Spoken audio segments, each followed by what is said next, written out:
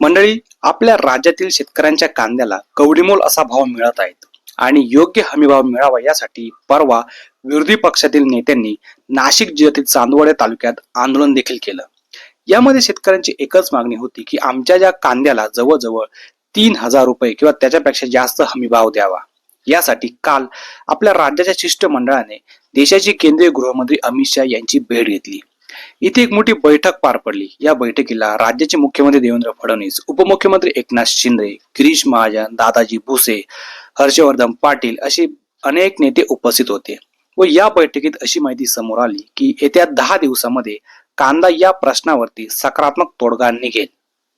यावेळी बोलताना राज्याचे उपमुख्यमंत्री सुनेत्र पवार असं म्हणाले की ही जी बैठक झाली या बैठकीने आम्ही समाधानी आहोत, कारण या बैठकीमध्ये एक सकारात्मक चर्चा आमच्यामध्ये झाली।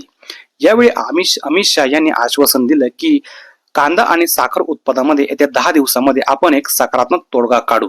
या बैठकीला देशाचे कृषी मंत्री शिवराज सिंग चौहान हे देखील उपस्थित होते। तसेच सुनेत्र पवार असं देखील म्हणाले की कांद्यावरची जी निर्यात आहे ती देखील उठवली असल्याची माहिती मिळालेली आहे। यावेळी या बैठकीला हर्षवर्धन पाटील हे देखील उपस्थित होते। यावेळी बोलताना ते असे म्हणाले की आमच्यामध्ये जी सकारात्मक चर्चा झाली त्यावेळेस आम्ही अमित शहाना विचारलं की इथेनॉलचा कोटा वाढवून द्या।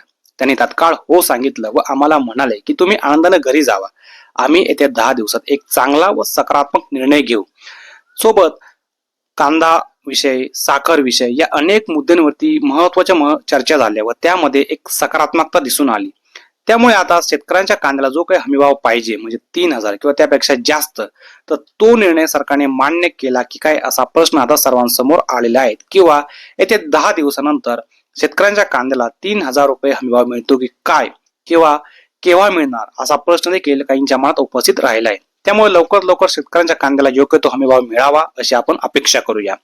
व्हिडिओ आवडल्यास लाईक आणि शेअर करायला अजिबात विसरू नका आणि मित्रांनो चॅनलला सबस्क्राईब नक्की करा। धन्यवाद।